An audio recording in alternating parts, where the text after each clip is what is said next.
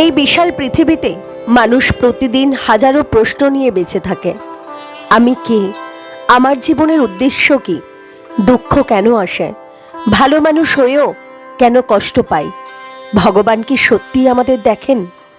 এই সব প্রশ্নের উত্তর খুঁজতেই মানুষ যুগে যুগে ছুটে গেছে সাধু সন্ত, দর্শন, ধর্ম আর শাস্ত্রের কাছে। আর সেই সমস্ত শাস্ত্রের মাঝখানে একটিমাত্র গ্রন্থ আছে যা যুদ্ধক্ষেত্রে দাঁড়িয়ে মানুষের জীবনের সবচেয়ে গভীর প্রশ্নগুলোর উত্তর দিয়েছে। আর সেই অমর গ্রন্থ হল শ্রীমদ্ ভগবদ গীতা। গীতা হল জীবন যুদ্ধের নির্দেশিকা। গীতা হল হতাশ মানুষের হাত ধরে উঠে দাঁড়ানোর শক্তি। গীতা হল কর্ম, জ্ঞান, ভক্তি আর আত্মার মিলন। আজকের এই ভিডিওতে আমরা শ্রীমদ্ ভগবদ গীতাকে জানব সহজ ভাষায়, গল্পের মতো, হৃদয়ের গভীরে পৌঁছে যাওয়ার মতো করে। প্রায় 5000 বছর আগে কুরুক্ষেত্রের বিশাল যুদ্ধক্ষেত্র। একদিকে পাণ্ডব, অন্যদিকে কৌরব। দুই পক্ষেই আত্মীয়, বন্ধু, গুরুজন। যুদ্ধ শুরু হওয়ার ঠিক আগে মহাবীর অর্জুন তাঁর রথ থামাতে বলেন। চারদিকে তাকিয়ে তিনি দেখেন পিতামহ ভীষ্ম, গুরু দ্রোণাচার্য, কৃপাচার্য, ভাই এবং বন্ধুরা। তার হাত থেকে গান্ডীব ধনুক পড়ে যায়। শরীর কাঁপতে থাকে। মনে প্রশ্ন জাগে, এদের হত্যা করে আমি কি সুখ পাব?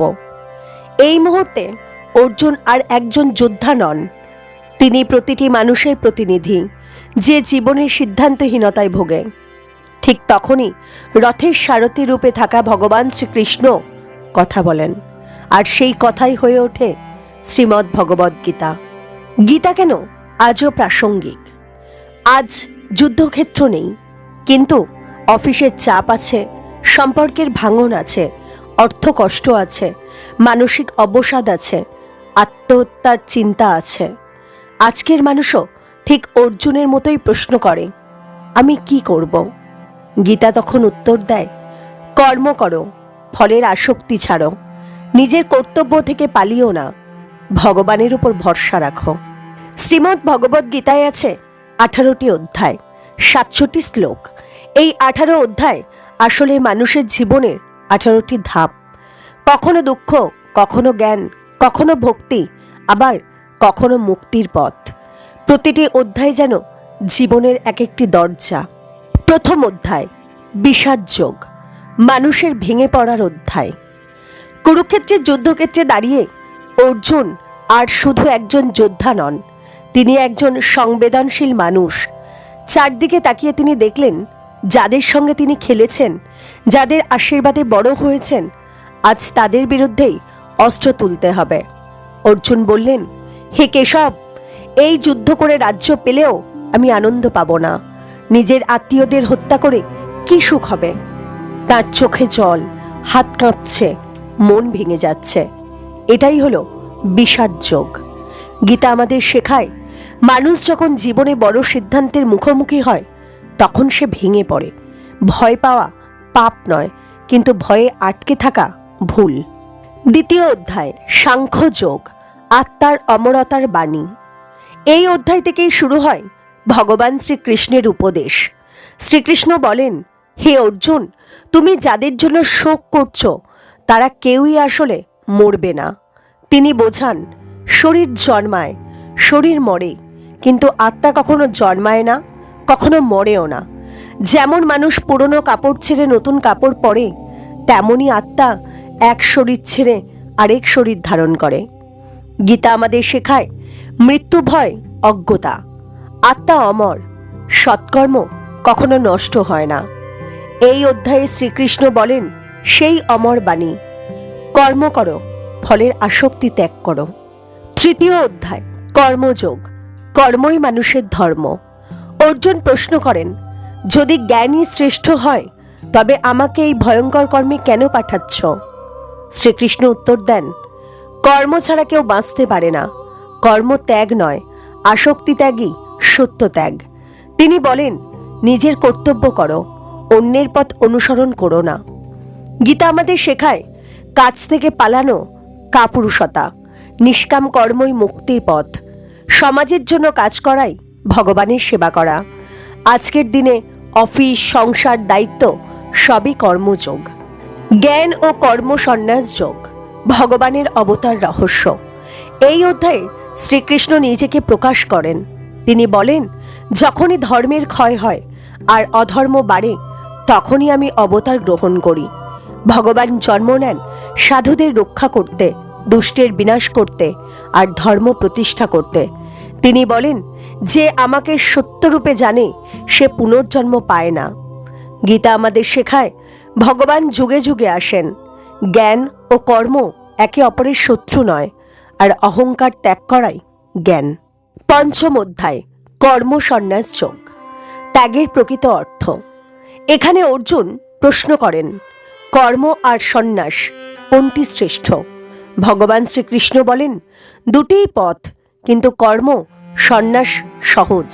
তিনি বোঝান, বাহ্যিক ত্যাগ নয়, মনের ত্যাগই আসল ত্যাগ। যে ব্যক্তি কাজ করে কিন্তু অহংকার করে না, সেই প্রকৃত সন্ন্যাসী। গীতা আমাদের শেখায়, সংসারে থেকেও মুক্ত হওয়া যায়। অহংকারই বন্ধনের মূল, শান্ত মনই সুখের উৎস। ষষ্ঠ অধ্যায়, ধ্যান যোগ, মন জয়ের অধ্যায়। এই অধ্যায়ে ভগবান বলেন, মনই মানুষের বন্ধু, আবার মনই মানুষের শত্রু। যে মন নিয়ন্ত্রণ করতে পারে সে নিজেকেই জয় করে। তিনি ধ্যানের পদ্ধতি বোঝান, নির্জন স্থান, স্থির আসন, সংযম এবং একাগ্রচিত্ত। গীতা শেখায়, মন নিয়ন্ত্রণই আত্ম উন্নতি। ধ্যান মানে পালিয়ে যাওয়া নয়, অন্তরের সঙ্গে পরিচয়। আজকের দুশ্চিন্তা, ডিপ্রেশন, ভয় সবকিছুর মূলেই অশান্ত মন। সপ্তম অধ্যায়, জ্ঞান বিজ্ঞান যোগ, ভগবানকে জানার অধ্যায়। শ্রীকৃষ্ণ বলেন, হে অর্জুন, এখন আমি তোমাকে এমন জ্ঞান বলবো যা জানলে আর কিছু জানার বাকি থাকবে না। তিনি বোঝান, এই পৃথিবীর সব কিছুই তাঁর শক্তি। মাটি, জল, আগুন, বায়ু, আকাশ, মন, বুদ্ধি, অহংকার, এই আটটিই হলো তার অপর প্রকৃতি। আর মানুষের ভেতরে থাকা চেতনা, সেটাই তার পর প্রকৃতি। গীতা আমাদের শেখায়, সবকিছুর মধ্যেই ভগবান। মানুষ নিজেকে আলাদা ভাবলেই দুঃখ পায়, আর ঈশ্বর দূরে নন, আমাদের মধ্যেই তার অবস্থান। অষ্টম অধ্যায়, অক্ষর ব্রহ্মযোগ, মৃত্যু ও মুক্তির রহস্য। এই অধ্যায়ে প্রশ্ন ওঠে, মৃত্যুর সময় মানুষ কি স্মরণ করে? শ্রীকৃষ্ণ বলেন, মৃত্যুর সময় যে ভাব থাকে, পরজন্মেও সেই পথই ধরে। যে মানুষ সারা জীবন ভগবানকে স্মরণ করে, তার অন্তিম মুহূর্তেও ভগবানই মনে থাকে। তিনি বলেন, আমাকে স্মরণ করে দেহ ত্যাগ করলে আর জন্ম হয় না। গীতা আমাদের শেখায়, জীবন যেমন, মৃত্যুও তেমন। প্রতিদিনের চিন্তায় ভবিষ্যৎ নির্ধারণ করে। ঈশ্বর স্মরণই মুক্তির চাবিকাঠি। নবম অধ্যায়, রাজবিদ্যা রাজগুহ যোগ, সবচেয়ে গোপন জ্ঞান। এই অধ্যায়কে বলা হয় গীতার হৃদয়। শ্রীকৃষ্ণ বলেন, আমাকে সহজেই পাওয়া যায়, শুধু নিখাত ভক্তি চাই। তিনি বলেন, আমি সব কিছুর ধারক, কিন্তু কোনো কিছুর ওপর নির্ভরশীল নই। সবচেয়ে বড় কথা, যে যেমনই হোক, আমাকে একান্ত ভক্তিতে স্মরণ করলে সে পবিত্র হয়ে যায়। গীতা আমাদের শেখায়, ভগবানের কাছে কেউ অযোগ্য নয়, পাপ থেকেও মুক্তি সম্ভব। ভালোবাসাই শ্রেষ্ঠ উপাসনা। দশম অধ্যায়, বিভূতি যোগ, ভগবানের মহিমা। এখানে শ্রীকৃষ্ণ তার ঐশ্বর্য প্রকাশ করেন। তিনি বলেন, পাহাড়ের মধ্যে আমি হিমালয়, নদীর মধ্যে আমি গঙ্গা। তিনি আরও বলেন, বৃক্ষের মধ্যে আমি অশ্বত্থ, পাণ্ডবদের মধ্যে আমি অর্জুন, আর অস্ত্রের মধ্যে আমি বজ্র। এর অর্থ হল, যা কিছু শ্রেষ্ঠ তার মধ্যেই ভগবানের প্রকাশ। গীতা আমাদের শেখায়, সৌন্দর্য দেখলে ঈশ্বরকে স্মরণ করো, প্রকৃতি ঈশ্বরের রূপ। অহংকার ত্যাগ করাই শ্রেষ্ঠ জ্ঞান। একাদশ অধ্যায়, বিশ্বরূপ দর্শন যোগ, ভগবানের অসীম রূপ। অর্জুন প্রার্থনা করেন, হে প্রভু, আপনার বিশ্বরূপ দেখতে চাই। শ্রীকৃষ্ণ তখন তাঁর দিব্য রূপ দেখান। অর্জুন দেখেন হাজার সূর্যের আলো, অসংখ্য মুখ, হাত, সৃষ্টি ও প্রলয় একসাথে। গীতা আমাদের শেখায়, ভগবান সীমাহীন। অহংকার করলে পতন নিশ্চিত, আর শরণাগতি শান্তি। দ্বাদশ অধ্যায় ভক্তিযোগ, ভক্তির শ্রেষ্ঠত্ব। অর্জুন প্রশ্ন করেন, নিরাকার উপাসনা না সাকার উপাসনা কোনটি শ্রেষ্ঠ? শ্রীকৃষ্ণ বলেন, দুটোই পথ, কিন্তু ভক্তি সবচেয়ে সহজ। তিনি বলেন, যে আমাকে ভালোবাসে আমি তাকে ভালোবাসি। ভগবান তার প্রিয় ভক্তের লক্ষণ বলেন, অহিংস, দয়ালু, ক্ষমাশীল, অহংকারহীন। গীতা আমাদের শেখায়, ভক্তি মানে অন্ধবিশ্বাস নয়, ভক্তি মানে নিঃস্বার্থ প্রেম, ভক্তির পথেই শান্তি। ত্রয়োদশ অধ্যায় ক্ষেত্র ক্ষেত্রজ্ঞ বিভাগ যোগ, দেহ ও আত্মার পার্থক্য। শ্রীকৃষ্ণ বলেন, এই দেহ হলো ক্ষেত্র, আর যিনি দেহের সবকিছু জানেন তিনি ক্ষেত্রজ্ঞ। দেহ জন্মায়, বড় হয়, অসুস্থ হয়, মরেও যায়, কিন্তু আত্মা অপরিবর্তনীয়, চিরন্তন, সাক্ষী। গীতা থেকে আমরা এই শিক্ষা পাই, দেহ আমি নই, আত্মাই আসল পরিচয়, দেহের সুখ ক্ষণস্থায়ী। চতুর্দশ অধ্যায় গুণত্রয় বিভাগ যোগ, সত্য, রজ ও তম। ভগবান বলেন, মানুষ তিন গুণে বাঁধা, সত্যগুণ, রজগুণ এবং তমগুণ। সত্যগুণ হল পবিত্রতা, জ্ঞান। রজগুণ হল কামনা, লোভ। তমগুণ হল অলসতা, অজ্ঞানতা। যে গুণে মানুষ বাস করে তার জীবন তেমনই হয়। গীতা আমাদের শেখায়, সত্যগুণ বাড়াও, রজগুণ নিয়ন্ত্রণ করো, আর তমগুণ ত্যাগ করো। পঞ্চদশ অধ্যায় পুরুষোত্তম যোগ, ভগবানের পরম পরিচয়। এই অধ্যায়ে বলা হয়, এই সংসার অশ্বত্থ বৃক্ষের মতো, যার মূল উপরে, ডালপালা নিচে। ভগবান বলেন, আমি খড় ও অক্ষরের ঊর্ধ্বে, আমি পুরুষোত্তম। গীতা আমাদের শেখায়, সংসার অস্থায়ী, ঈশ্বর চিরস্থায়ী, শরণ নিলেই মুক্তি। ষষ্ঠদশ অধ্যায় দৈবাসুর সম্পদ বিভাগ যোগ, মানুষের প্রকৃতি। শ্রীকৃষ্ণ বলেন, মানুষের দুটি স্বভাব আছে, দেবগুণ, অসুরগুণ। দেবগুণ হল ভয়হীনতা, দয়া, সত্য, সংযম, আর অসুরগুণ হল অহংকার, হিংসা, লোভ। এই অধ্যায় আমাদের শেখায়, দেবগুণ মানুষকে মুক্ত করে, অসুরগুণ মানুষকে ধ্বংস করে। সপ্তদশ অধ্যায় শ্রদ্ধাত্রয় বিভাগ যোগ, শ্রদ্ধার প্রকৃতি। ভগবান বলেন, মানুষ যেমন শ্রদ্ধা করে সে তেমনই হয়। সাত্ত্বিক শ্রদ্ধা ঈশ্বরমুখী, রাজসিক শ্রদ্ধা ফল কামনা, আর তামসিক শ্রদ্ধা অন্ধবিশ্বাস। এই অধ্যায় আমাদের শেখায়, শ্রদ্ধা থাকুক জ্ঞানভিত্তিক, অন্ধবিশ্বাস নয়, বিশুদ্ধ মনই আসল পূজা। অষ্টদশ অধ্যায় অর্থাৎ গীতার শেষ অধ্যায় মোক্ষ সন্ন্যাস যোগ, গীতার মহাসমাপ্তি। এটাই গীতার শেষ অধ্যায়। এখানে সবকিছুর সারমর্ম বলা হয়েছে। শ্রীকৃষ্ণ বলেন, সর্বধর্মান পরিত্যাজ্য মামেকং শরণং ব্রজ, অর্থাৎ সব ধর্ম ত্যাগ করে একমাত্র আমার শরণ নাও। তিনি বলেন, ভয় পেও না, আমি তোমাকে মুক্ত করব। অর্জুন বলেন, হে অচ্যুত, আমার সমস্ত মোহ কেটে গেছে, আমি আপনার আদেশ পালন করব। গীতা আমাদের শেখায়, শরণাগতি মুক্তি, অহংকার ত্যাগ করো, ঈশ্বরই শেষ আশ্রয়। শ্রীমদ্ ভগবদ্ গীতা কোনো মন্দিরে বসে লেখা শাস্ত্র নয়, এটি লেখা হয়েছে রক্ত, অশ্রু, দ্বন্দ্ব আর দায়িত্বের মাঝখানে দাঁড়িয়ে। একদিকে শঙ্খনাদ, অন্যদিকে মানুষের ভেঙে পড়া মন।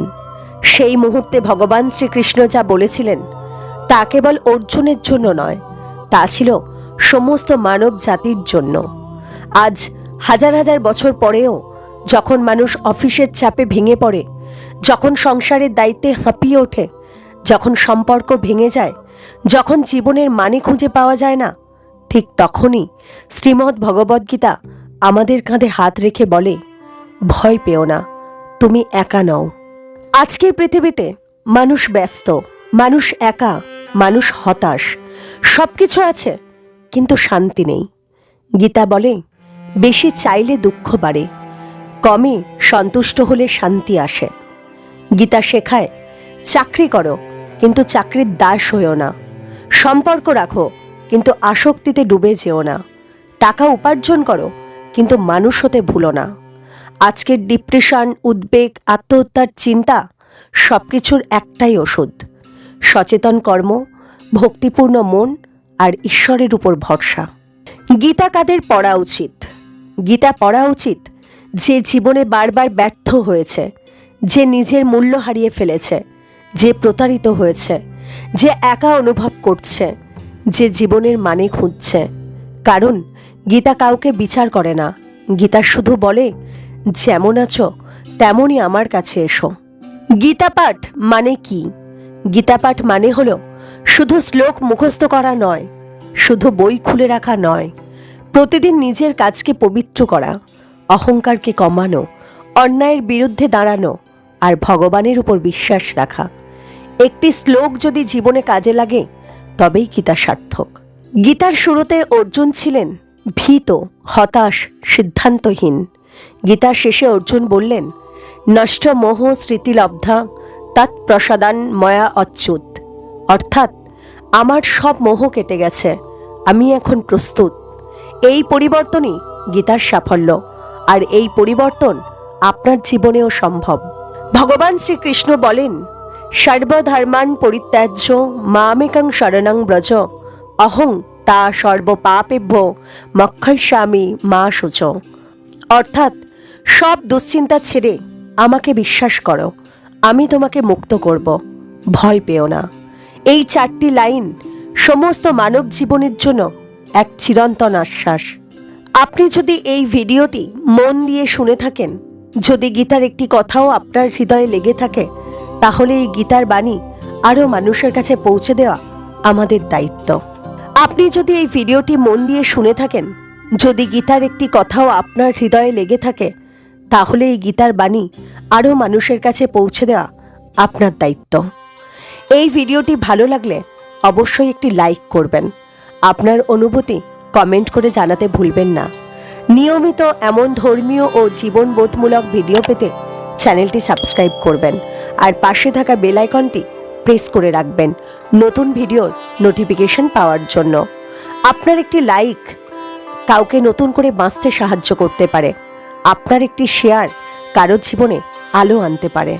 শ্রীমদ্ ভগবদ্গীতা কোনো যুগের নয়, কোনো ধর্মের নয়, কোনো দেশের নয়। গীতা মানুষের জন্য, গীতা জীবনের জন্য। ভগবান শ্রীকৃষ্ণ আপনাদের সকলকে শান্তি, শক্তি এবং সঠিক পথ দেখান। জয় শ্রীকৃষ্ণ।